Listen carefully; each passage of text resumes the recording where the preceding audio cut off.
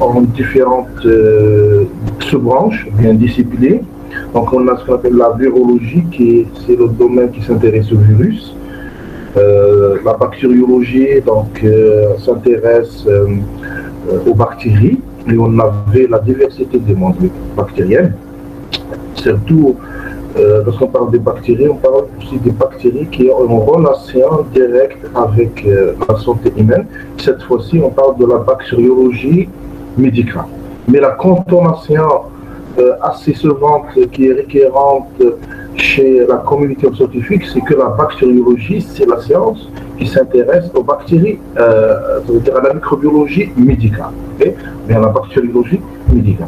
On avait aussi la parasitologie, donc dans cette branche de microbiologie, donc on s'intéresse aux parasites, entre parenthèses les protozoaires, voilà, qui sont qui sont différents des bactéries du virus, voilà, par leur organisation génétique et aussi par rapport à leur taille. Donc ils sont des eucaryotes et généralement ils sont volumineux et ils sont assez organisés, qui rappellent à l'organisation existante chez les organismes supérieurs. Et on a cité quelques genres des protozoaires qui ont une relation directe avec la santé humaine et qui sont, pour la plupart, ce sont des agents de maladies graves comme le malaria par exemple. On a aussi parlé de la mycologie et on a dit que c'est la science de microbiologie qui s'intéresse aux champignons, bien aux mycètes. Donc le savant, bien le scientifique qui étudie les champignons, bien les mycètes, il s'appelle un mycologue. Et on a dit pourquoi on a nommé les mycètes de telle manière. C'est la raison la plus simple, parce que leur mode de leur multiplication, bien leur mode de présentation, elle rappelle la forme d'une mycète. C'est quoi une mycète? C'est-à-dire c'est un tale. Ce sont des filaments qui sont chevauchés entre eux et qui dans la forme d'une mycète. C'est la raison pour laquelle les champignons sont appelés des mycètes. Mais attention, dans les champignons, les mycètes, il y en a deux types. Il y a ce qu'on appelle les champignons filamenteux et les champignons unicellulaires. Lorsqu'on on parle des champignons filamenteux, on est vraiment dans les mycètes. Mais lorsqu'on parle des champignons unicellulaires, cette fois-ci, on s'intéresse aux levures. Mais rappelez-vous bien que les levures pourraient présenter une forme de filament au moins une fois dans leur cycle de vie. Okay? Donc, ce sont en général les domaines d'intérêt de la microbiologie. Donc, avant de passer ça veut dire au cours d'aujourd'hui, j'aimerais bien savoir et tout a été saisi la dernière fois. Donc, si vous avez des questions par rapport à ce qu'on a fait la dernière fois, donc vous pouvez écrire maintenant. Ou bien vous demander l'autorisation pour que je vous permette la parole. Donc, s'il n'y a pas de questions, j'avance. Ok? C'est bon? C'est clair pour tout le monde?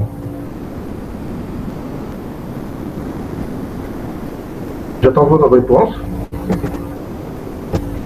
Aujourd'hui, on va discuter l'apparition de microbiologie en tant que science fondamentale.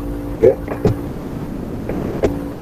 Alors, donc la microbiologie, elle s'intéresse aux organismes infiniment petits. Okay?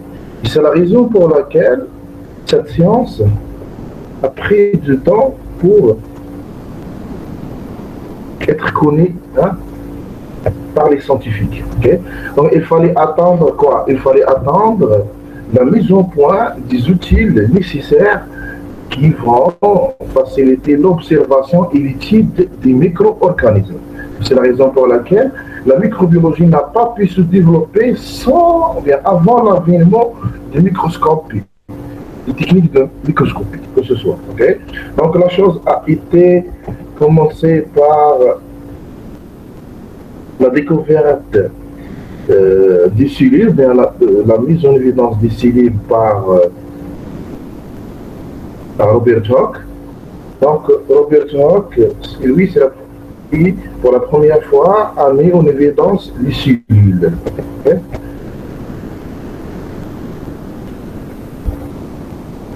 C'est un peu difficile de faire le cours et d'accepter les gens.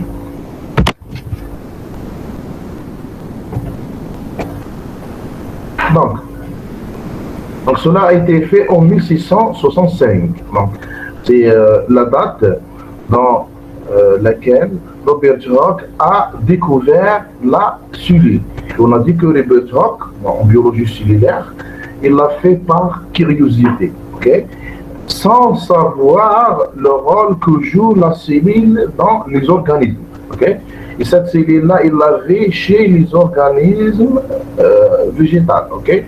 Donc il avait ici les végétaux et il les a nommés les cellules. Mais à cette époque-là, on ne considérait pas que la cellule, c'est l'unité structurelle et fonctionnelle fondamentale des organismes vivants. Okay? Donc,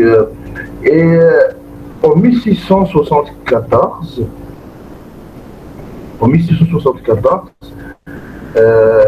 l'Hollandais Antonio van Leeuwenhoek a découvert pour la première fois des micro-organismes infiniment petits qui ont la possibilité de mouvoir dans les liquides. C'est la raison pour laquelle il les a nommés les animalcules. Donc rappelez-vous bien qu'à cette époque-là, la différence faite entre les végétaux et les animaux, c'était par rapport à la capacité de mouvement, par rapport à leur possibilité de se déplacer. C'est la raison pour laquelle il a nommé les organismes infiniment petits qu'il les a vus sur le microscope optique des animalcules. C'est quoi les animalcules? Animalcule, ça veut dire un petit animal. C'est un animal infiniment petit. Okay? Donc lui, il a fait allusion, les micro-organismes, il a fait allusion, bien il a ressemblé les micro-organismes aux animaux. Okay? Et étant donné que ces animaux-là ont la possibilité de se déplacer et d'avoir une mobilité dans les milieux liquides, donc, il les a nommés les animalcules. Et il a publié ces résultats en 1674 dans les lettres de Royal Society. Okay? Donc c'était au hasard, c'était par curiosité. Okay? Et vous allez bien comprendre que la curiosité, c'est la base même de la découverte scientifique. Il y a beaucoup d'inventions, beaucoup de découvertes scientifiques ont été faites par curiosité. Donc Antoine van Leeuwenhoek, au premier, il était un drapier. C'est quoi un drapier? C'est quelqu'un qui s'intéresse au type de tissu. Donc, ils utilisent les lentilles ou bien les microscopes qu'il y a pour vérifier l'authenticité. باش يعرف الاصل نتاع le tissu, est-ce qu'il est authentique, est-ce qu'il est original, ou est-ce qu'il est falsifié, est-ce qu'il est fraudé. Donc lui, par curiosité, il a examiné, bon, il y a différentes versions par rapport à cette histoire. Il y en a ceux qui disent que, donc lui, il a pris quelques gouttes de son salive et il les a soumis à l'observation sous microscope. Ok? Et c'est dans ce liquide-là, dans son salive, qu'il a vu les micro-organismes. Il y en a d'autres qui disent que non, donc lui, il a pris l'eau venant d'un étange. Donc جاب الماء من étange, l'étange ça veut dire من بلاصة اللي فيها الماء راكد l'étange. Donc il a pris quelques gouttes de cet étange-là, il les a examinés sur le microscope optique et il y avait les micro-organismes. Donc c'était pour la première fois la mise en évidence des micro-organismes. Okay? Ça, ce sont les travaux de Robert Hooke qui ont été publiés dans Micrographia. Et vous pouvez voir, ça veut dire l'observation d'un morceau de liège. Okay? Donc les ouvertures vides que vous voyez, ce sont les cellules. Okay? Parce que la branche, elle était morte. Alors, donc voilà la description des animalcules faite par Antoine Van Leeuwenhoek en 1674. Donc vous voyez là, donc ici il montre la manière et les angles à partir desquels il a pu voir ces micro-organismes. Et dans l'autre côté, il y a une description de toutes les formes des micro-organismes qu'il a vus. Donc les points que vous voyez ici, donc ce sont le mode de déplacement. Donc il a dit que ce micro-organisme il a la possibilité de se déplacer du point B au point donc, D. Donc il a vu aussi différentes formes.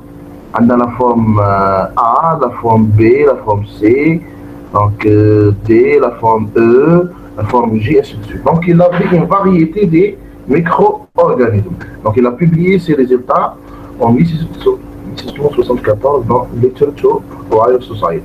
Okay? Donc voilà la loupe ou bien le microscope rudimentaire. Pourquoi on dit rudimentaire? Parce que c'est assez simple. Sur cette époque-là, on n'avait pas ce qu'on appelle le microscope optique composé. Ici, c'est un microscope simple. Ça veut dire quoi simple? Il est constitué d'une seule lentille. Okay? Donc il a la forme d'une lentille. Il a une lentille. Okay? Mais pas, ça veut dire, un vrai microscope qu'on a aujourd'hui. Okay? Donc si le microscope avec lequel Antoine Van Leeuwenhoek a observé pour la première fois les micro-organismes. Okay? Vous voyez ce qu'on appelle la génie de ces savants-là. Okay? C'est grâce à ce moyen assez simple et assez rudimentaire qu'il a arrivé à faire ce qu'on appelle un rupture dans les connaissances dans le monde. Parce qu'avant cette date-là, les gens ignoraient l'existence de micro-organismes. Donc, ils ont sous-estimé la diversité des êtres vivants existants sur la Terre. Mais c'est Antoine Van Leeuwenhoek qui a ouvert cette porte-là et qui a donné la chance aux scientifiques pour s'intéresser à ce domaine assez fantastique et assez plein de secrets des micro-organismes. Okay? Donc on dit que les données qui ont été publiées par Antoine Van Leeuwenhoek n'ont pas fait le bon accueil chez la communauté scientifique. Ça veut dire qu'il n'y avait pas vraiment un intérêt considérable à cette découverte-là.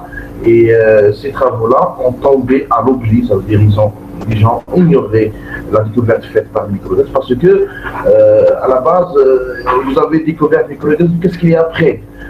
Est-ce que ces micro-organismes ont un rôle déterminant et indispensable au vie des humains ou non? Ou bien il s'agit d'une simple créature qui existe là sans avoir un rôle déterminant. Okay? Donc on aura les réponses tout à l'heure, Inch'Allah, pour voir l'évolution des connaissances par rapport aux micro-organismes.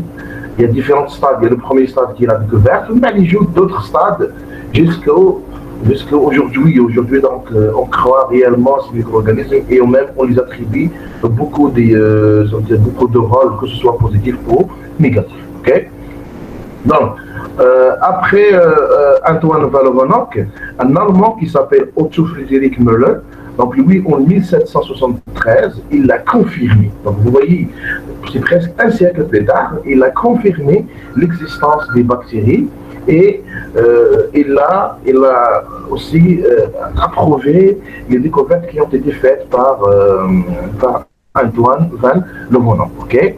Donc, Müller, il a essayé de réaliser une classification sur micro-organismes. Donc, pour classer les êtres vivants, il faut avoir une base, il faut avoir des règles. Okay? Il faut y avoir des règles strictes qu'on peut appliquer surtout les êtres vivants pour pouvoir les classer d'une manière assez claire, sans ambiguïté et sans complexité. Et c'est la chose qui a été faite par Müller. Donc lui, il a essayé de classer les bactéries en deux classes, ce qu'on appelle les genres et les espèces. Donc ces travaux ont été publiés après sa mort. Hein, pour la raison pour laquelle on dit un ouvrage réponse U.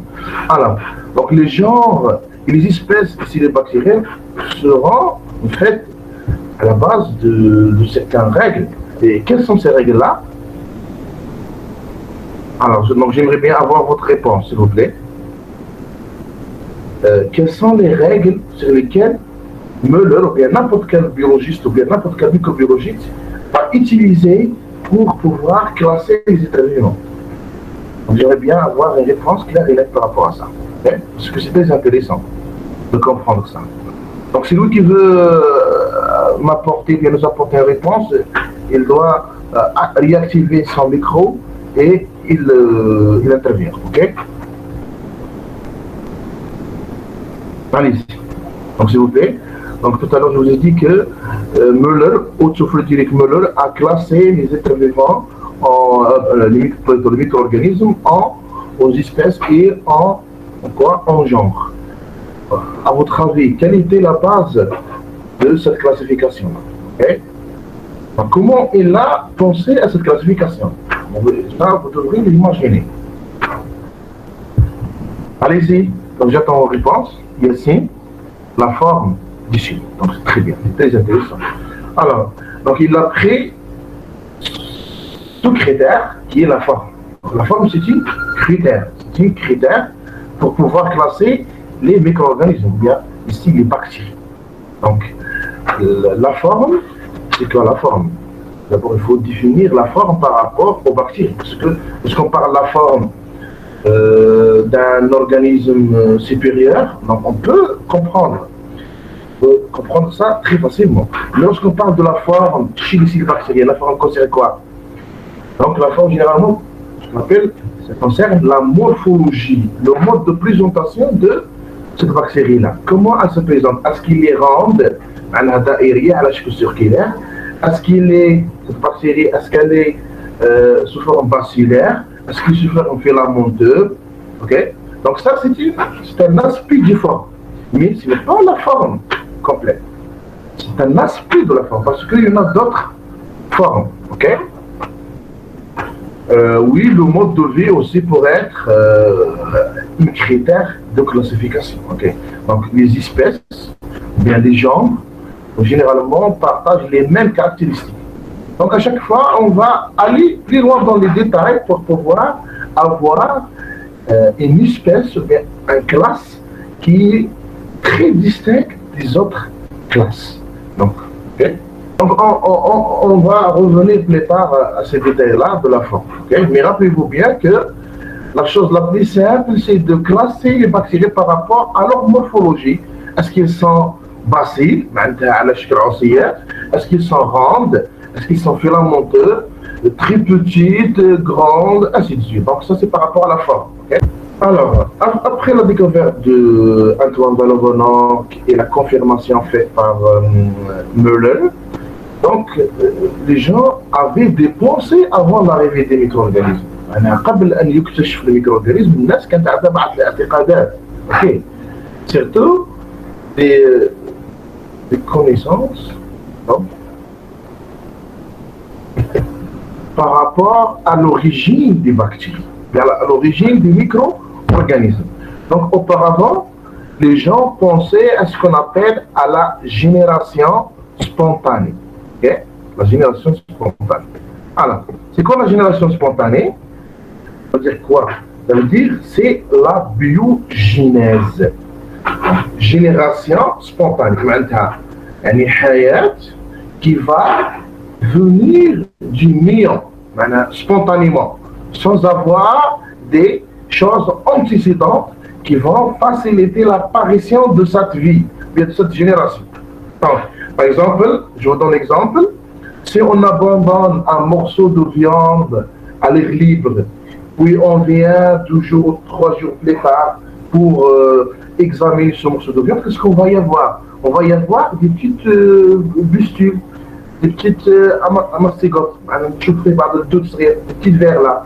Donc les gens croyaient que ces petits vers là viennent spontanément de viande. Ils ne pensaient pas il faut y avoir des œufs, ou bien des mouches, des insectes qui viennent se déposer ce morceau de viande et vont déposer leurs œufs. Et puis ces œufs vont s'éclater, s'éclocher pour donner un petit individu qui va se développer plus tard. Donc ils ne pensaient pas à ça. Ils pensaient seulement que l'origine de ces vers-là, c'est la viande. Et si on veut savoir quelle est la relation entre la viande et ces petits êtres vivants qui naissent, donc on va trouver rien. Parce qu'il n'y a pas une continuité biologique entre un morceau de viande qui est d'origine animale, qui vient d'animal après l'abattage, et ces petits vers-là qui viennent d'un autre individu, des insectes. Okay? Alors, mais les gens, étant donné qu'ils ne savaient pas la présence ou bien l'existence des micro-organismes, ils croyaient qu'il pourrait y avoir une vie d'une manière spontanée. Okay? Alors, donc, et ça a donné naissance à cette paradigme qui s'appelle la biogénèse. Parce qu'on dit la biogénèse, il y a la génération spontanée. On a dit que toujours lorsqu'on trouve une terminologie scientifique qui commence par A, donc ça veut dire que l'absence ou bien l'inexistence. Donc donc signifie la négation, donc ça n'existe pas. Donc on dit biogénèse. Biogénèse, ça veut dire c'est la naissance des êtres vivants de manière biologique. Okay. Mais lorsque dit abiogénèse, donc c'est la génération spontanée. Ça veut dire que la vie pourrait commencer à partir du néant, à partir du rien. Okay. Mais en fait, cette réclamation a été fortement réfutée par un nombre de scientifiques qui sont venus pour dire non.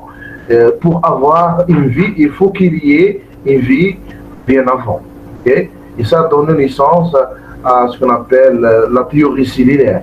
Si vous vous rappelez bien, on a fait ça en première année. On a dit que Schneider et Schwann, donc eux, ils ont lancé cette théorie-là de la théorie cellulaire. Okay? Pour dire que pour qu'il y ait une vie, il faut qu'il y ait une vie ultérieure. Okay? ما كانش حاجة تجي من العدد. Okay? Alors, en 1745, John Needham, il a essayé de faire un montage expérimental pour nier la génération spontanée. حاول يدير واحد التجربة اللي يرفض هذا المعتقد نتاع la génération spontanée. Donc vous pourrez revenir aux travaux faits par John Needham en internet, okay, pour en savoir davantage. Okay? Et cela a été confirmé aussi par Spallanzani. Donc Spallanzani et Needham étaient de le même camp. C'était des scientifiques qui défendent ce qu'on appelle la biogénèse. Ils réfutent ce qu'on appelle la génération spontanée. كانوا بين العلماء اللي تصدوا لهذا المعتقد في الديزيتوبيا ديالك المعتقد تاع la génération spontanée. Okay. Et cela ne venait pas de bon goût à un grand nombre de scientifiques qui sont venus pour dire non, ça existe, la génération spontanée. Okay. Hein? Parmi lesquels Lavoisier. Donc Lavoisier était parmi, c'est un chimiste, parce qu'on dit un chimiste ne croit pas à la vie. Okay.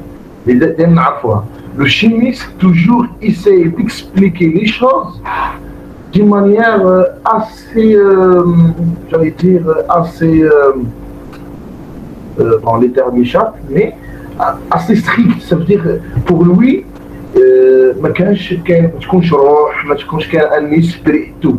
Pour lui 1 plus 1 égale à 3. Ça veut dire on a une réaction chimique, il faut qu'il y ait les réactifs qui vont se convertir, pour être convertis pour donner un autre produit chimique. Pour lui, les choses se font de cette manière-là. Maintenant, il y a un esprit donc, qui va contrôler tout ça. Et d'ailleurs, c'est la raison pour laquelle Lavoisier était parmi les gens qui croyaient en quelque sorte à la génération spontanée. Malgré que il n'y a pas, ما كانش هذا كلام كبير pour Lavoisier, mais pour lui, toutes les réactions qui se font d'une manière chimique. Ça veut dire qu'il y a une تفاعلات, qu'il y a un مفاعل ou qu'il y a une نواتج. Pour lui, c'est la vie est faite de cette manière-là. Où les phénomènes devront être expliqués de la sorte. Okay? Mais Louis Pasteur, il est venu en 1861, au 19e siècle. Louis Pasteur, il est venu pour démentir une fois pour toutes. Louis Pasteur, بشكل نهائي وقطعي ce qu'on appelle la génération spontanée.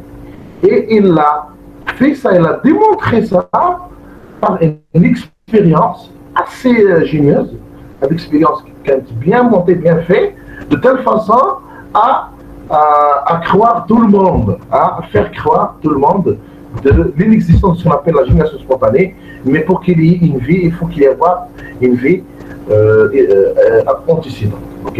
Une vie قبل هذه la vie, ok? Alors, qu'est-ce qu'il a fait Louis Pasteur? En fait, Louis Pasteur, il a fait les mêmes travaux qui ont été faits par Jean Nadin, okay? Comme on dit tout à l'heure, et Spallanzani aussi, ok? Mais lui, de manière plus sophistiquée et plus contrôlée, ok? Alors, qu'est-ce qu'il a fait Louis Pasteur?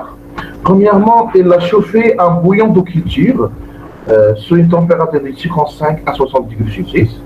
C'est quoi un bouillon d'eau culture? Un wasat réserve, okay? Wasat qui va permettre, qui va faciliter le développement des micro-organismes. Okay? Mais lui, il l'a chauffé sous bouillon 55 à 60 degrés Celsius. Okay? On passe vite. On ne peut pas prendre chaque partie de développement de connaissances en microbiologie, on fait cela. C'est un peu difficile si on veut retracer l'historique du développement de microbiologie point par point, de manière détaillée. Mais il y a une accumulation de connaissances. Donc, avec l'accumulation de connaissances, Louis Pasteur, il a profité de tout ça. Les gens ont déjà aidé Louis Pasteur à arriver à la conclusion qu'il a fait pour démentir la génération spontanée. Alors, qu'est-ce qu'il a fait Louis Pasteur? On a dit qu'il a chauffé un bouillon de culture. Et moi, je vous pose la question ici, pour quelle raison Louis Pasteur il a exposé ce bouillon au chauffage? Pour quelle raison? Donc, il faudrait me donner... Voilà, pour stériliser. Lorsqu'on dit stériliser, ça veut dire quoi? Je sais qu'il y en a parmi vous qui savent assez pertinemment la signification des termes scientifiques et savants de microbiologie, mais j'aimerais bien que ce soit fait pour tout le monde. Ok? Allez, donc j'ai besoin d'une autre réponse, s'il vous plaît. S'il vous plaît. Pourriez-vous me donner la raison pour laquelle Louis Pasteur il a chauffé le bouillon de culture? Pourquoi? Donc, s'il vous plaît, vous pouvez comme ça réagir verbalement. J'attends vos réponses, s'il vous plaît, pour continuer. Il y a quelqu'un ici qui a la réponse?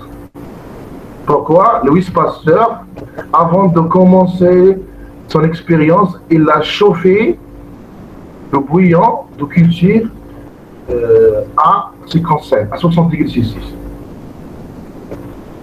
Donc, tout à l'heure, on a une réponse, mais j'aimerais bien en avoir davantage. Allez-y. Asia, Bassalah, Bouchra, Abdelkabir, Bouki. Protéger les milieux de travail, stériliser. Ouais. Alors, pour les gens qui ont dit protéger les milieux de travail. Yes, quelle est ta réponse? Quoi? تفرغ الوسط ياسين كل انواع البكتيريا الوسط وش به؟ هذا يفرغ من كل انواع اللي موجوده فيه. Voilà, pour éliminer toutes sortes de formes. Pour désolé, pour éliminer toutes sortes de vie. على باش ما يبقى حتى micro-organisme. معناتها راه باغي يبدا l'expérience à zéro. Et ça, c'est un principe assez fondamental en microbiologie. Lorsqu'on fait un travail en microbiologie, il faut commencer, il faut utiliser tous les moyens qui sont stériles. Il faut stériliser la paillasse, la surface de travail, il faut stériliser les outils de travail, il faut stériliser le milieu de culture, l'espace, avant de commencer le travail. Okay. Parce que les micro-organismes sont cosmopolites, ils existent partout. Une fois que le milieu est مفتوح, les micro-organismes vont profiter de ça et vont s'installer dedans ce produit.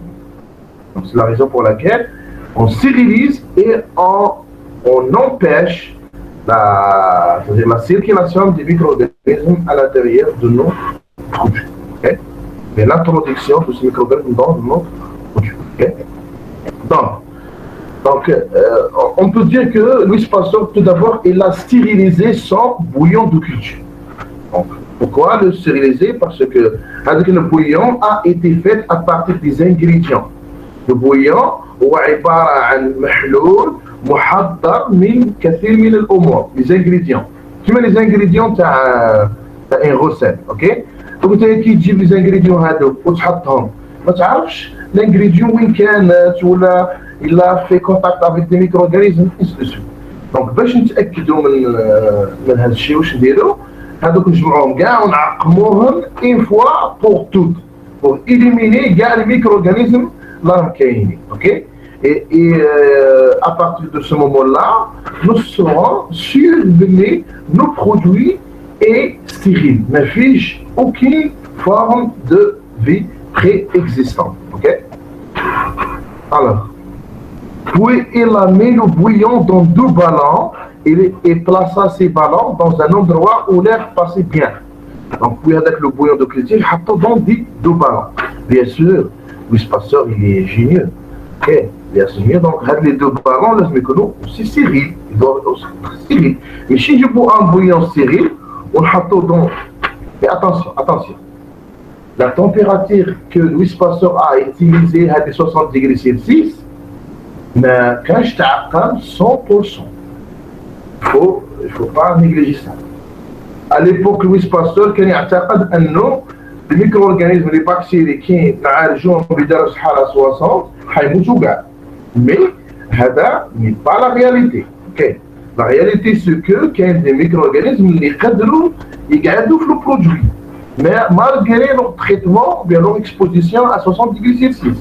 Donc il y a des micro-organismes les bactéries sont thermorésistants, ils cadrent résistants quand certains à 100 degrés Celsius. Ok. Donc aujourd'hui, si on veut stériliser un produit ou un bouillon de culture, maintenant نستخدموا une température très élevée, assez élevée. Généralement, nous 120 degrés Celsius. Et le temps, il est assez important. Le temps est important. Mais si tu as 100 degrés pendant une minute, non. Donc, là, par exemple, 120 pendant au moins 15 minutes. C'est la température, c'est le couple température-temps efficace pour éliminer les micro-organismes. C'est clair? Donc, mais on va considérer les choses dans le contexte de Louis Pasteur. Okay. Parce que Louis Pasteur, c'était le fondateur de la microbiologie. C'est le fondateur. Il a mis les premiers éléments qui vont par la suite aboutir au ballon. Le deux ballons, il est placé dans un endroit où l'air passait bien. Okay. Donc, les deux ballons, là, dans le philosophe, معرض للهواء. Alors, mais les deux ballons ما حطهمش كيف. دونك لازم تستخدم دو بالون وحده حتكون témoin والاخرى حيدير l'expérience. Alors, donc le premier ballon était bien droit. واش معناتها bien droit؟ معناها لو كون تاعها هذيك عرفوا لو بالون كي داير لو بالون الحوجه هذيك. اوكي donc le premier ballon était bien droit معناتها كانت مستقيمه بهذا الكون تاعها. mais le deuxième ballon était penché. Donc, les droits, vous allez voir, comme ça. Donc, tout d'abord, il a chauffé le milieu de culture. Il a mis le bouillon de culture dans un ballon, ok, qui est droit. Et le deuxième ballon qui était penché. Donc, bien droit, vous allez voir pourquoi, et penché, vous allez voir pourquoi. Mais rappelez-vous bien que on a deux dispositions différentes du ballon. Donc, la disposition, حدد لنا يعني فتح كبير في لا ميكروبيوش.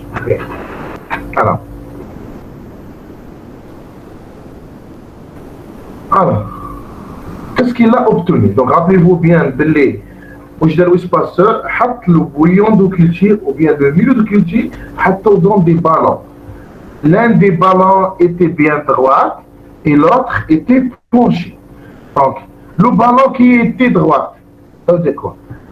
Le bouillon de culture à l'intérieur, il va dégager ce qu'on appelle la vapeur d'eau. Ok? Donc la vapeur d'eau, qu'est-ce qu'il va faire? Elle va monter jusqu'ici. Lorsqu'une fois il rencontre la paroi locale, où il construit, ou la paroi de la colle est belle, et froid. Donc, où il sera? Il va se faire, ce qui va se passer, elle va se condenser. Puisqu'il se condense, il va former une couche d'eau.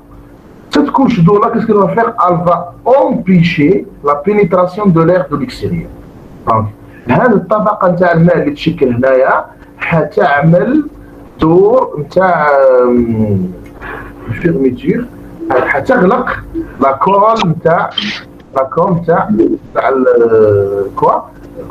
le ballon. وبالتالي l'air de l'extérieur n'arrive pas à pénétrer à l'intérieur du ballon et par la suite à l'intérieur du bouillon. Alors que marrant. Bon. Penché pour le deuxième ballon, donc vous allez voir qu'il n'y a pas la formation de cette couche d'eau. Habituellement, le col, qu'est-ce qu'il va rester? Le col va rester ouvert. Donc l'air, il va passer par là, puis il tombe ici. Lorsqu'on dit l'air, l'air et les particules qui sont emprisonnées dans l'air. نحكوا على الهواء، مش نحكوا على الهواء في حد ذاته، وإنما نحكوا على les particules qui existent dans les particules qui se trouvent dans l'air. معناتها les particules قادر يكون فيهم des micro-organismes. Parce que قلنا les micro-organismes sont partout. Et d'ailleurs, chaque fois je vous dis ça, qu'il y a une axiome en science qui dit que les micro-organismes existent partout, mais c'est le milieu qui fait la sélection. معناتها الكائنات المجهريه وغيرها قادر تتواجد في اي مكان، بصح الوسط هو اللي يختار شكون تعيش ملي تموت. اوكي. Alors, on verra les résultats. Qu'est-ce qui s'est passé après cette expérience-là? Donc, le premier bouillon ne fait pas contaminer et le deuxième fait contaminer. Donc, d'après Louis Pasteur, comme vous pouvez le constater ici, la grille, ça veut dire que le bouillon est devenu trouble. Ou je vais dire trouble. Allez, donc c'est très intéressant.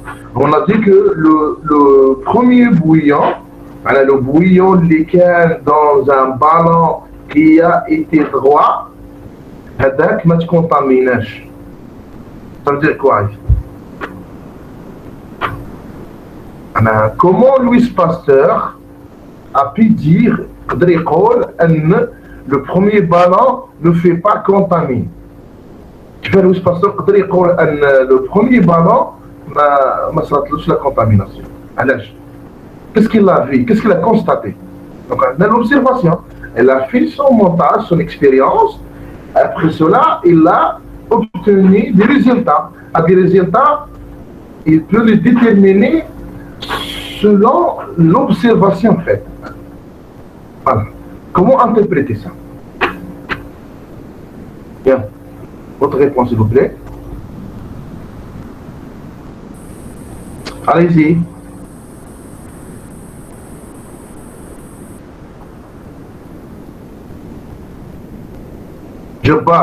جبار مشيش.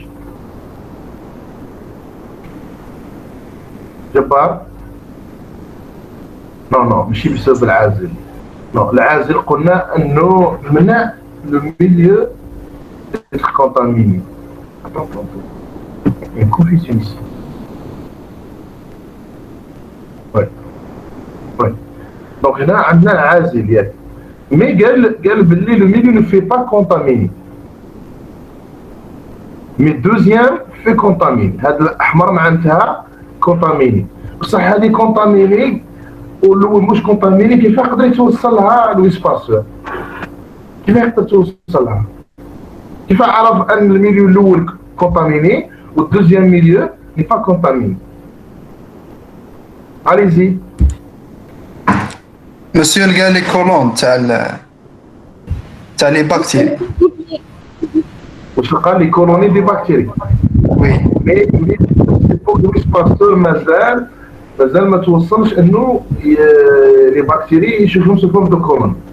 مي هو واش شاف؟ ممكن وي ممكن يكون الهواء، التعكر نتاع الهواء. واش صرا؟ يمكن يكون لحظة تعكر الهواء في الوسط. واش الهواء؟ هذيك الماء.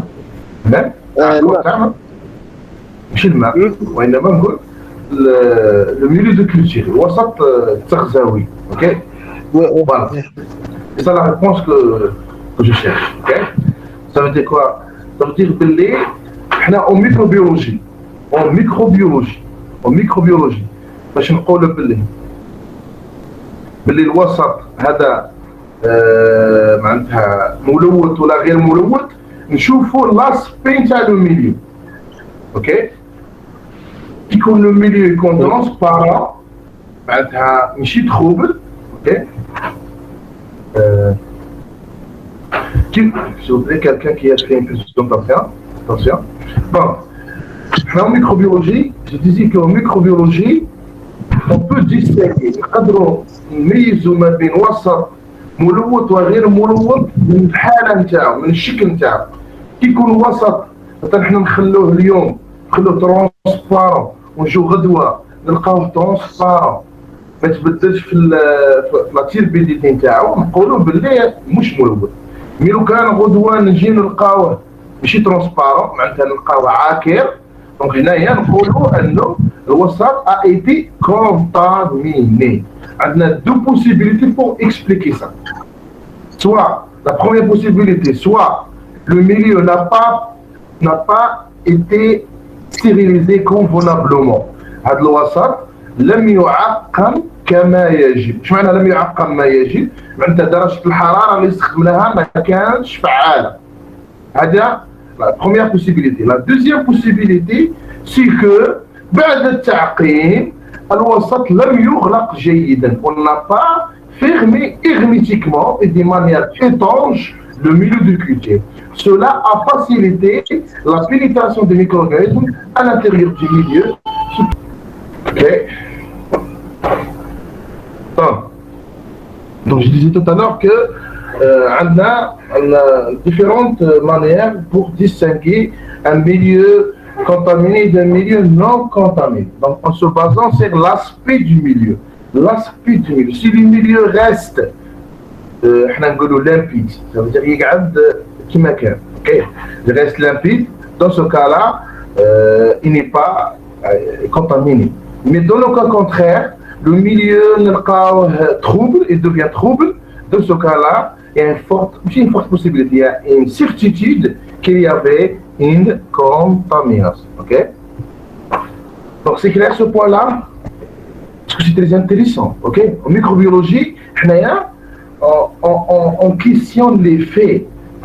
الظواهر اللي نشوفوها on pose les questions devant. Ok? Parce que ما عنديش دي فوا ما تكونش عندي تقنية أخرى نفهم بها من غير l'observation. Et le changement du milieu.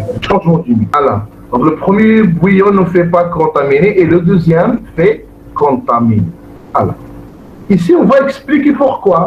Mais après l'observation, il faut expliquer le phénomène qui est apparu. Okay. Bon, le premier ballon ne fait pas contaminer parce que sa position droite ne permettait pas à l'air de pénétrer à l'intérieur. Donc on a dit ça. Donc Louis Pasteur a une autre version de l'expérience dans laquelle, qu'est-ce qu'il fait? Il remplace avec la couche par un morceau de coton. Ok, j'ai joué le coton, c'est un morceau de coton. J'ai un bout de coton ويبلع به الكول هذاك. انا قادر يجيب دو بالون droit وحده يدير لها لو كوطون وحده بونشي ما يدير لهاش لو كوطون. Donc dans ce cas-là, il va arriver au même résultat. Ok. Donc le premier ballon ne fait pas contaminer parce que sa position droite ne permettait pas à l'air de pénétrer à l'intérieur. Ok. Mais donc, les particules restaient emprisonnées dans l'ouverture du ballon puisqu'il n'y avait pas assez de pression d'air pour les faire entrer. Donc, à l'intérieur. Alors que, dans le deuxième cas, bon, ça c'est dans le deuxième cas, les particules ne sont pas emprisonnées. Donc, allez, ce sont emprisonnées, les particules de l'air. Mais dans le deuxième cas, les particules ne sont pas emprisonnées. Sous l'effet de la pression de l'air, ils vont pouvoir pénétrer et arriver jusqu'au milieu de culture. Et une fois installés dans le milieu de culture, les micro-organismes trouvent dans le milieu tous leurs besoins et ainsi de suite, ils vont se multiplier de façon très abondante et cela va rendre le milieu turbide, trouble et non limpide. Okay? Alors, la culture est contaminée à cause de la position penchée du col et de la pression de l'air qui fait descendre les microbes jusqu'au bouillon. Donc, pour Louis Pasteur, c'est l'oxygène plus les éléments nutritifs, okay, qui sont responsables de cette croissance des micro-organismes. Pour Louis Pasteur, si on ne fait pas ça, on n'arrive pas à avoir une génération spontanée. Mais si on laisse le col ouvert, donc sûrement il va y avoir un développement de micro-organismes. Okay? Donc Louis Pasteur, par cette manière, il a prouvé que la théorie d'abiogenèse était fausse, car son expérience démontre que les microbes viennent de l'air et que la vie provient d'une vie préexistante. Parce que l'âge, في الحالة الأولى ما كانوش الميكرو-organismes ما جاوش من برا، mais في الحالة الثانية الميكرو-organismes جاوا من برا ودخلوا لداخل وغير اللي كانوا برا هما دخلوا لداخل وداروا l'explication. Ok? J'espère que cela est très clair pour vous. Donc j'arrête ici pour prendre vos questions. Vous avez des questions par rapport à l'expérience de Louis Pasteur? Allez-y. Parce que Louis Pasteur, il a fait les fondements de base de la microbiologie. Et vous allez voir par la suite que c'est lui qui a aimé la théorie du germe. Okay, la théorie du germe. عندها هو اللي فسر لنا الاصل الجرثومي كثير من الامراض. ودار beaucoup de contributions qu'on verra. Donc, allez-y. Est-ce que vous avez des questions par rapport à l'expérience de Louis Pasteur? Parce que c'est une expérience très fondamentale. Monsieur. Oui, allez-y. S'il n'y a pas de questions, j'avance, s'il vous plaît. Si vous avez des questions, vous pouvez intervenir. Il y a une question, vous avez le droit. S'il n'y a pas de questions, j'avance. Il nous reste beaucoup de choses à dire aujourd'hui. Qui peut répéter l'expérience? Attends, je vais prendre Yassine. Yassine, بعدها je parle. Chiche, ok? يلا Yassine.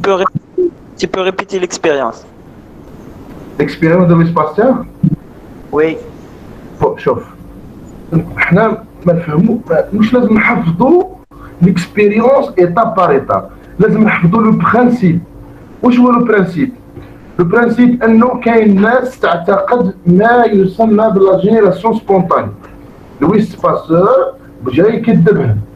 واش هي لا جينيراسيون سبونتاني؟ لا جينيراسيون سبونتاني تقول لك لو كان نجيبوا وسط ونحطوه هذاك الوسط من تلقاء نفسه حيشكل لنا ميكروبات وكائنات مجهريه. دونك هذا بالنسبه للمعتقد الخطا. صاحبي سباسو واش دار؟ جاب تجربه تعكس ولا تناقض لا جينيراسيون سبونطاني. جاب وسط وعرضوا للهواء وخلاه مفتوح، وجاب وسط عقمه وغلق الوسط، ما خلاش اي اتصال بين الوسط الداخلي والوسط الخارجي، وشاف النتائج. في الحاله الاولى مادام كان تواصل ما بين الوسط الخارجي والوسط الداخلي حصلنا على حياه، وقدر يقول لك جماعه لاجناس سبونطاني هاكم شفتوا. مي الكونترير دون لوتر كا، دون الدوزيام كا، كاسكون فيه جبنا الوسط الغذائي بصح عزلنا الوسط الغذائي على الوسط الخارجي. الوسط هذاك ابقى محافظ على الحاله الاوليه نتاعو، معناتها ما خرجوش فيه ميكرو اورغانيزم، وبالتالي في الحاله الاولى الميكرو اورغانيزم ما جاوش من الميليو الومام، ما جاوش من الوسط في حد ذاته، بصح جاو من الخارج.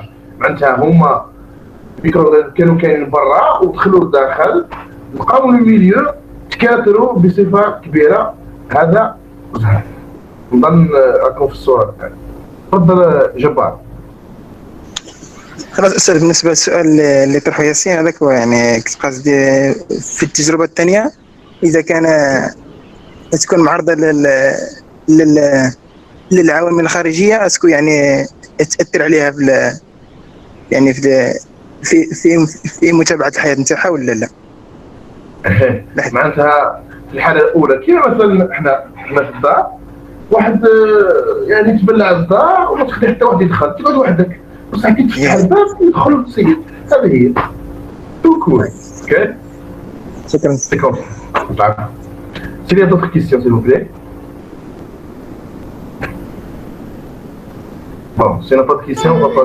Monsieur s'il vous plaît, أنا راني لاحقة الروتار بصح بغيت نعرف غير السوجي. بغيت نعرف الروتار بصح شفت الفوتو هذيك بصح ما فهمتش. معليش لو كان غير اللمحة على العنوان. رانا نحكوا على l'histoire du développement de microbiologie en tant que science. رانا نتبعوا تاريخ تطور ميكروبيولوجيا كعلم قائم بذاته وقتاش بدا. اوكي دونك طرحنا بعض المحطات التاريخيه المهمه. اولها هي اكتشاف الخليه من طرف روبرت هوك، بعدها يعني عرجنا على اكتشاف الميكرو اورغانيزم اللي يسماهم انطوان فالوفونوك لي زانيمالكول. دونك هذه محطة مهمة 1774.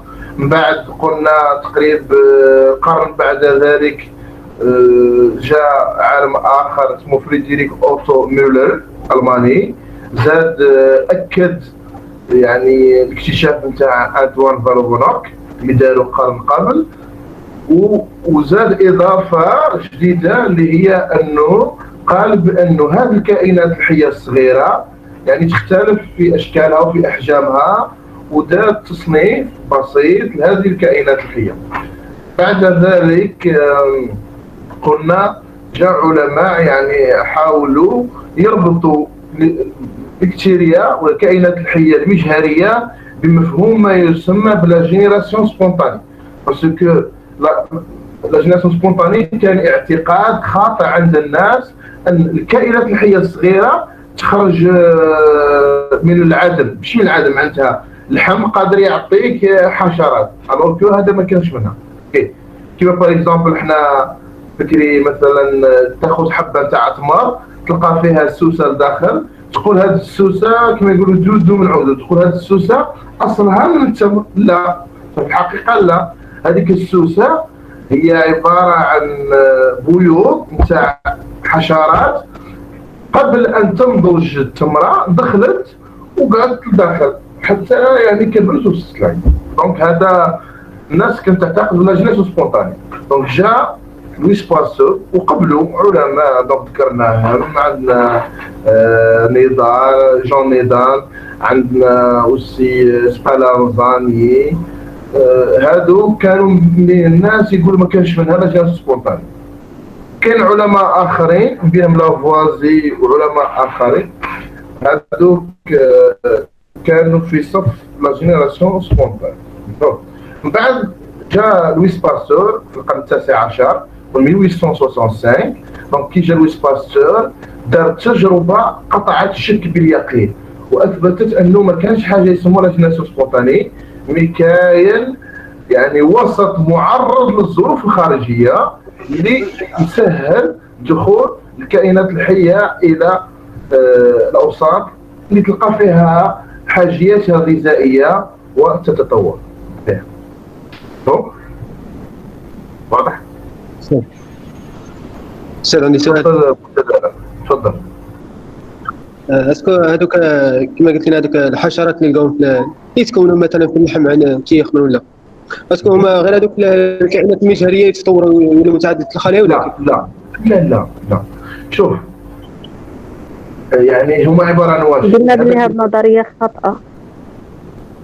دقيقه نفهم قلت دارا بون يعني لازم نعرفوا انه كل نوع يعطيك غير النوع نتاعو، ما يعطيكش نوع اخر. مثلا اللحم راه جاي من حيوان، الحشره لازم تكون جايه من حشره، ماشي اللحم يعطيك حشره. فهم يعني والحشره هذيك اللي لا استاذ اللحم. تفضل استاذ. نعم ما فهمتش قصدي اسكو البكتيريا تكبر تعطيك تولد انسكت، هذا هو واش خاص. هذا واش انا فهمت يعني انا جاي الفهم تاعك. كي نقولوا حنايا الكائنات الحيه الصغيره مفهوم التطور والنمو يختلف. البكتيريا مفهوم التطور نتاعها يختلف التطور نتاع الكائنات الحيه الاخرى. مثلا كي نجيو حنايا الفراشه، مفهوم النمو الفراشه يختلف من مفهومه النمو عند مثلا عند الفأر. الفأر هو عباره عن من الثدييات جانبين ومن بعد يكبر يولي فار ادولت. بصح الفراشه تبدا حشره صغيره دوده، من بعد تدخل في عمليه لامي هذيك عاد تعطينا فراشه. معناتها هذيك الدوده اللي نشوفها صغيره راهي لازم تكون جايه من دوده قبلها. تكاثرها كيف يكون على شكل بيوض، دوده تحط البيض نتاعها، ولا مثلا قادره حشره مثلا يموش ذبابه مثلا من بلاصه لبلاصه، ممكن تطيح في بلاصه فيها البيوض نتاع هاد لي زاماستيغوت الدود الصغير، دونك ترفد هذوك البيوض وكيتين فوا تاع اللحم تحط معاه هذوك الحشرات. هذوك الحشرات يلقاو وسط مناسب للنمو في اللحم، دونك ينمو ومن بعد يكبر العدد نتاعهم يولوا يظهروا العيان ويفسدوا اللحم وغيره. يعني اسلام بيوض هذاك البيوض قادر تجيب الهواء شكرا مباشرة عن طريق الريح ولا مثلا تجي حشرات اللي تطيح على اللحم تجيبها معاها. طيب وي شكرا. بس وي مسيو شكرا استاذ فهمت. صح زيد. يكون عندي تساؤل اخر، انه هذه المفاهيم على بساطتها مهمه جدا، انه كي توضح لك الصوره والمفهوم العام نتاع الميكروبيولوجي تولي تبني عليه امور اخرى تسهل عليك تفسير كثير من الظواهر الاخرى. لكن كي ما نفهمش شكل التطور والنمو في البكتيريا ما نقدرش نفسر لهم الظواهر. دونك التطور والنمو في البكتيريا لا يعبر عنه بالشكل، معناها لا يعبر عنه بالحجم، تبدا صغيره وتكبر حتى تولي ابيض، نو. بصح النمو في البكتيريا يعبر عنه بالعدد. عندها كي تكون بكتيريا اصلا غير تنقسم تعطيك بكتيريا اخرى تكون ناضجه خلاص، تكون ادولت، تكون قادره انها هي تنقسم وتزيد تنقسم وتعطينا عدد كبير. حنا هذا هو النمو بالنسبه للبكتيريا. هو النمو البكتيريا لا يقاس بحجم الخليه وانما يقاس بعدد الخلايا. كل ما كانت هذيك في حاله نمو كل ما يكبر العدد نتاعها. مش معناتها راهي كبيره صغيره ومن بعد تكبر تكبر تكبر عاد نقول هذا هو النمو، لا، لازم تتكاثر عدديا. الى متداله. هو نعم. اغلق المايك تاعك. سي بون. شكون اللي عنده تساؤل؟ وي مسيو يا كيستيون، واش النظريه اللي لقاها العالم الاول عكس النظريه اللي لقاها العالم الثاني، ولا غير كيف؟ بكري كان اعتقاد اللي قلنا توتالور، قلنا اعتقاد نتاع لا جينيراسيون سبونطاني، معناتها الحياه تجي من العدم. هذا هو الاعتقاد اللي كان كاين، هذا هو الاعتقاد الاول. وي يا une coupure la connexion. Maintenant je suis revenu. Donc c'est bon, les points précédents sont bien saisis par vous. C'est clair? وي Alors, maintenant on va passer, ça veut dire un autre aspect qui a accompagné le développement de connaissances en microbiologie, c'est ce qu'on appelle la relation entre les micro-organismes et son environnement. Alors, après la découverte des micro-organismes, il faut chercher le rapport existant entre ces micro-organismes et son environnement. Ça veut dire qu'il faut placer les micro-organismes dans le monde vivant. Et avant cela, les micro-organismes et leur relation avec l'environnement qui l'occupe. C'est clair? Donc, ce sont deux notions très intéressantes. Après la découverte de quelque chose, je cherche quelle est l'utilité de cette chose-là. Qu'est-ce que je peux en faire? Ok? Si c'était la même chose pour les micro-organismes, il y a ce qu'on appelle l'étude des relations entre les micro-organismes et son environnement. Et ça a distingué ce qu'on appelle la période classique de microbiologie. La période classique. C'est quoi classique? Lorsqu'on dit classique, ça veut dire que c'est assez fondamental. La science de microbiologie n'a pas atteint le développement nécessaire pour parler d'une vraie discipline en domaine de connaissances, en domaine de science. Mais dans une époque où les informations s'accumulent et les connaissances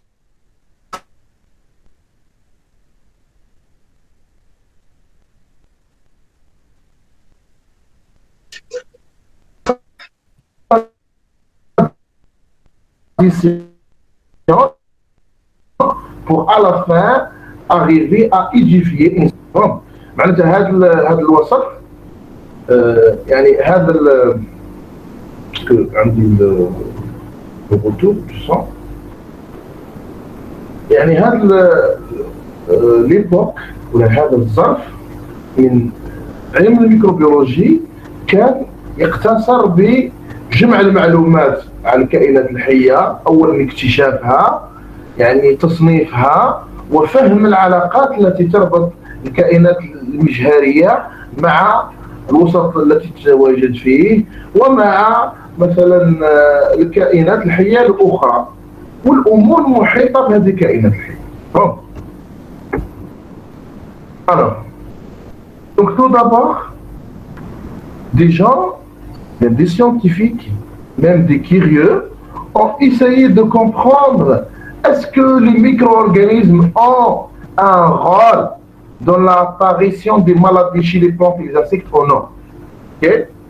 Ça veut dire هذه les petites bestioles، هذه الكائنات المجهرية الصغيرة، هل هي عندها القدرة أنها تمرض مثلا نبات كبير ولا حشرة أكثر منها؟ هل عندها القدرة أنها تمرضها ولا لا؟ من قبل الناس ما كانش تصدق بهذه المفهومات. كان يقول مستحيل كائنات حية بسيطة جدا صغيرة تقدر تمرض نبات ولا حشرة ولا إنسان. Alors, d'ailleurs, les gens à cette époque croyaient à ce qu'on appelle l'origine supernaturelle des maladies. عند أي واحد كي يمرض أبدا ما يتفكروا أن الكائنات الحية ممكن تكون سبب هذا المرض، بصح كانوا يفسروا هذا الشيء بظواهر خارقة، يقولوا مثلا صارت دي فورس سيغناتيغال، قوة خارقة هي اللي سببت المرض هذا الإنسان، ولا باغ اكزومبل ils disent que est-ce qu'on appelle les vapeurs empoisonnées، يعني مياسم فبدي يقولوا الانسان هذا اللي مرض يقولوا ممكن تعرض الى ابخره ممرضه مثلا. وكانوا بعد فيهم يعني اللي كان قريب شويه من المصداقيه العلميه كان يقول انه الامراض تنشا من غياب التوازن بين لي كات ايمور، معناها الامزجه الاربعه. اوكي، مثلا المزاج نتاع لو سون مثلا عنده علاقه مثلا بالسعاده ولا غيره، لو فلاغم اللي هو هذاك المخاط، ماشي المخاط، جو بلي لو نو مي لو فلاغم. اوكي، وكاين لا بيل جون صفراء اي لا بيل نوار. اوكي، لا ترابي. اوكي، هاد اللي يسموهم كانوا يسموهم هادو les éléments qui sont responsables de 4 humeurs, le bonheur, le malheur, le courage, et ainsi de suite.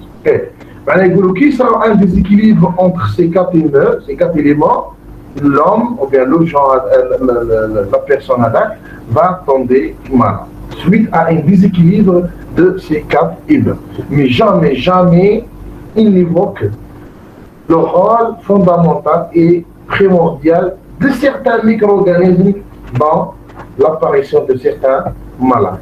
Est-ce que cela est clair pour vous? Est-ce que vous avez arrivé à comprendre le point?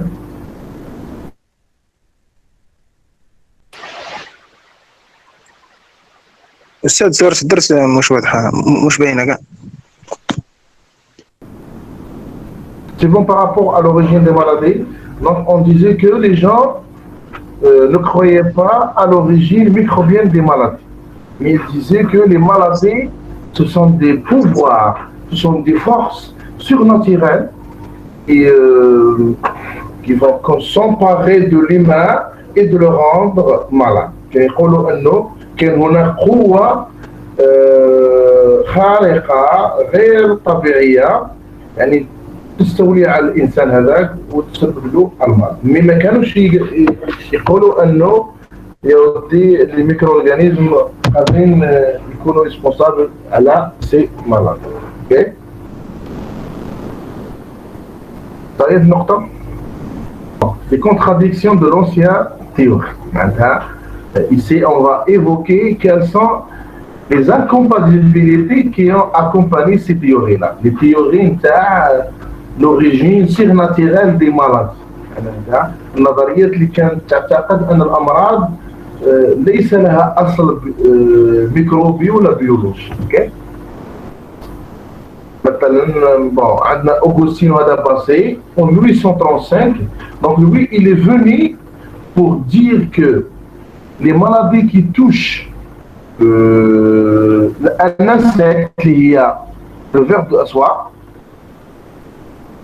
تعرفوها، دودة القز كما يقول ان فير dans un verre vert، تعرفوها هذه. اوكي، donc Agostino qu'est-ce qu'il a fait?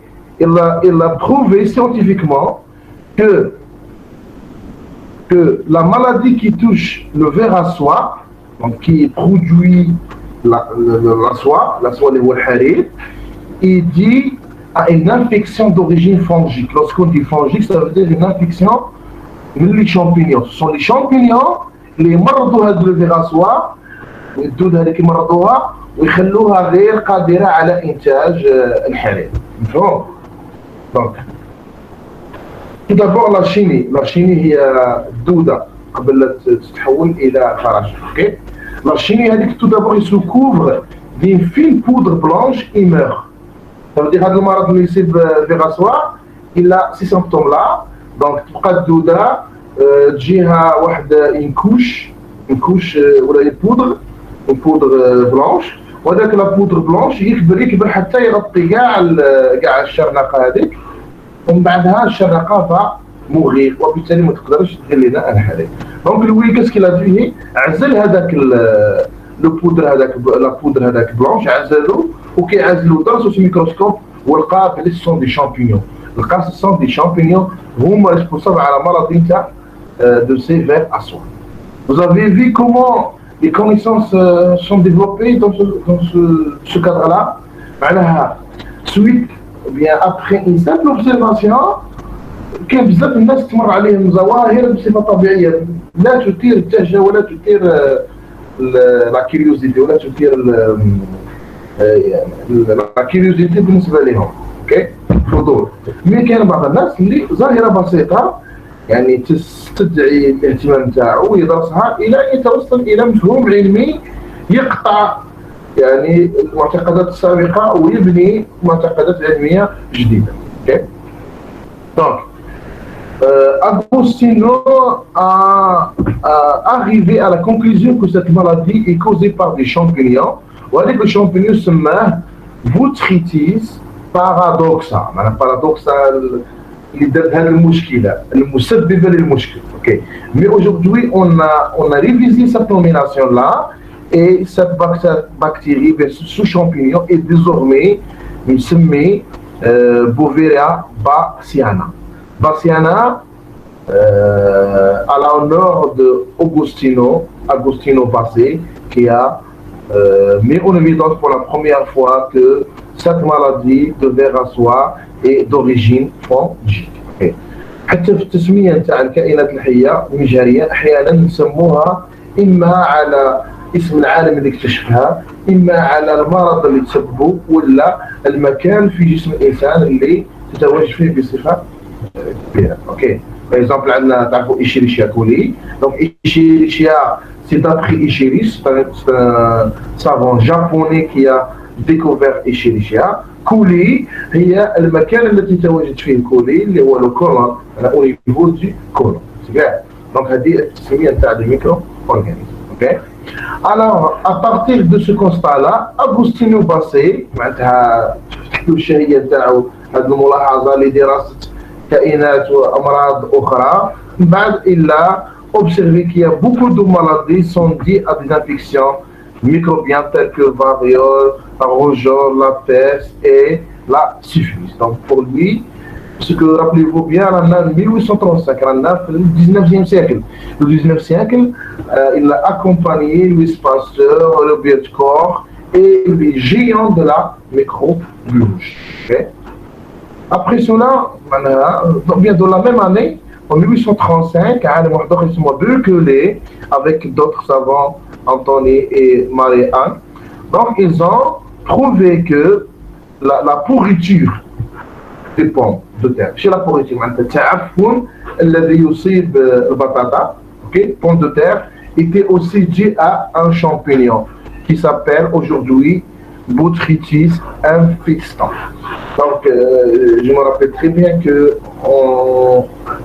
en Irlande, l'Irlande, هذه des années, صارت عندهم مجاعة. المجاعة منين جات من انخفاض المحصول في البطاطا.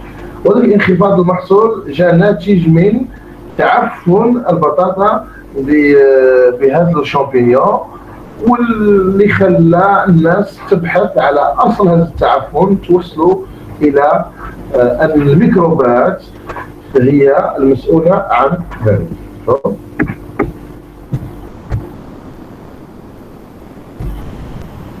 Voilà, donc ça c'est l'aspect de la chimie après sa couverture par les champignons, ok, Botrytis, okay, voilà, de Beauveria actuelle. Donc le ver à soie va être couvert par cette couche blanche. La couche, في الحقيقة هي عبارة عن واش. Je pourrais me dire, c'est quoi cette couche là? Quelle est la forme de cette, quelle est l'origine de cette couche? La couche, la couche noire. Il dit à quoi? Qui m'a non? Oui, mais quelle est son origine, je parle. Je veux dire. C'est quoi? Allez-y. Oui, le bâcher. صوف كيشغل النسيج هي اللي كانت ديرو. Non, non, non. Non, je parle. هي في الحالة العادية ما تديرش هذاك النسيج. وي هي دير كتشرير. بصح الشكل راه يبان كيما هاك يبان كيشغل حاجة قطن حاجة هكا. Mais c'est quoi cette couche là? C'est quoi? Elle est quoi réellement? Allez-y. ماشي بكتيريا اسمع نو سون دي بكتيريا سون دي شامبينيون اوكي هذيك الشرنقه تلحفت ولا تغطت بهذاك لي شامبينيون جا لو شامبينيون غطاها تكاثر عليها غطاها وبالتالي يقتلها اوكي دونك هذيك لاكوش بين هذاك لاكوش هذاك لو تيسي هذاك اي دوريجين فونجيك باسكو دي فونجيك معناتها شامبينيون اوكي شوف لونجلي لي شامبينيون يسموهم فانجي فانجي سوا فانجي اخرى فانجي اوكي نقولوا فونجي سي كلير non avec y avec you fange ماشي fange fange avec you u bon donc Agostino عزل هاد لاكوش ودرسها سو ميكروسكوب لقاها تكون اساسا من دي شامبينيون لي شامبينيون هذا كيف يظهروا كاين ان غران فيلامون وتلقى دي بتيت فيلامون انكس ou bien fructifiés نسموهم لي كونيديفور لو كونيديفور والحامل هذا الحامل كاس كيل بورت il porte les spores les spores هما les organes de reproduction des champignons ok donc la reproduction asexuelle بالنسبه لمرض دي ميلديو اللي هو لا بوريتير دو بوم دو تير فوايي عندنا لا بوم دو تير في الارض من بعد تتعف من بعد كي تزرع في الارض هنا فوالا هذاك لو شامبينيون يدير بويض وبالتالي il va tomber malade la pomme de terre ok donc pomme de terre champignon ainsi de suite pomme de terre ما تكونش صالحة للاستهلاك après l'infestation par le champignon. Voici l'origine de cette pourriture de cette maladie. Donc c'est un champignon qui s'appelle Botrytis infestant. تقريب عندهم شكل très proche, très similaire, okay? Entre Beauveria et Botrytis. Botrytis. Okay? C'est clair?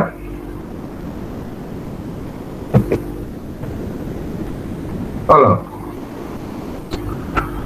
après la mise en évidence des micro-organismes dans l'apparition des maladies chez les plantes, donc, il faut savoir que jusqu'à maintenant, les gens ما عندهمش العلم انه الميكرو-organismes يقدروا يسببوا الامراض للبشر والحيوانات ولا يقدر عندهم رول dans la pourriture et l'altération des aliments ولا ممكن يكون عندهم دور في تعفن الغذاء اوكي في تعفن الغذاء donc et même dans la production de certains types des aliments par exemple le lait عندنا le lait يقدر تصير la fermentation il devient soit du yaourt soit du fromage هذيك la fermentation ou bien cette transformation du lait من le lait naturel en frais, le lait frais à un lait transformé sous forme de fromage, bien sous forme de yaourt ou bien autres produits laitiers. Cette transformation, auparavant, dans le XVIIIe siècle, avec Lavoisier, il disait que cette fermentation est de nature purement chimique. Cette fermentation est due principalement aux produits chimiques. ما كانش منها انه الكائنات الحيه قادره تحول لولي كي نقولوا تحول لولي معناتها قادره تستخدم المركبات نتاع لولي واش فيه لولي كاسكي كونتيان لولي كاسكي كونتيان لولي لي بروتين دو كوا لولي il contient les protéines mais pas seulement les protéines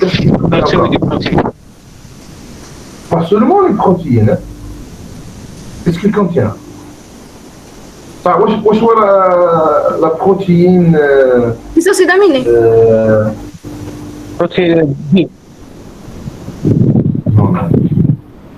qui donne le goût sucré تاع اللي qui donne le goût sucré au lait caséine je sais فلاني الكازيين c'est la protéine majoritaire du lait mais qu'est-ce qu'il contient encore لاكتا non C'est le lactose, oui, c'est le sucre du lactose, ok? Donc le lactose, c'est le sucre majoritaire et même exclusif du lait. Maintenant, les micro-organismes, généralement, ils préfèrent une source de carbone très énergétique. Maintenant, si tu as la protéine ou tu as le sucre, elle va opter pour la protéine. Parce que la protéine, elle va opter pour le sucre.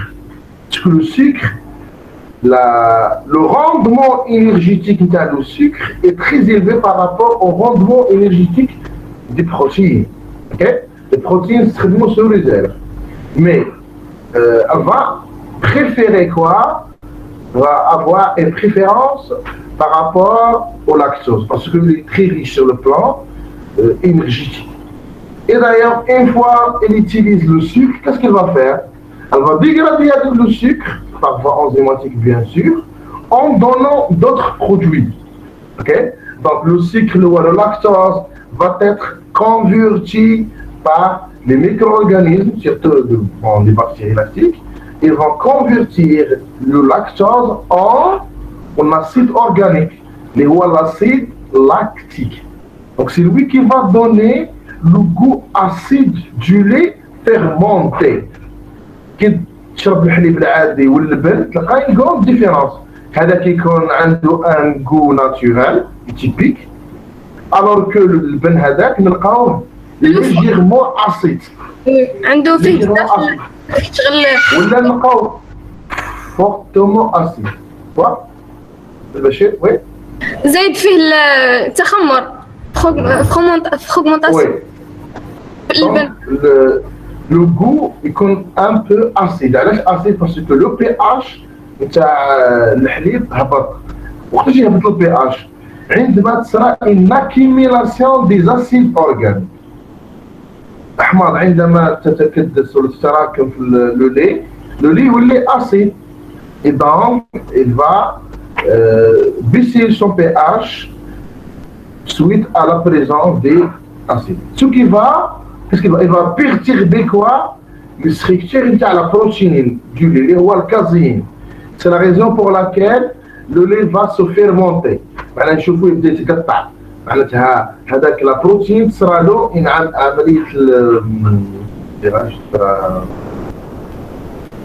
une agglomération. Une agglomération sera une rupture du micelle de caséine. Elle va un petit peu modifier l'aspect global du lait. Ok? Bon, je vois que le nombre d'attaques commence à baisser. Ok? Le 55 ou le 65 ou le 48. Est-ce que vous préférez dire une petite pause de 10 minutes? Ok? Ou là, carrément, on arrête le cours. Parce que j'aimerais bien qu'on avance. Madame Bia, on avance. باش نقدروا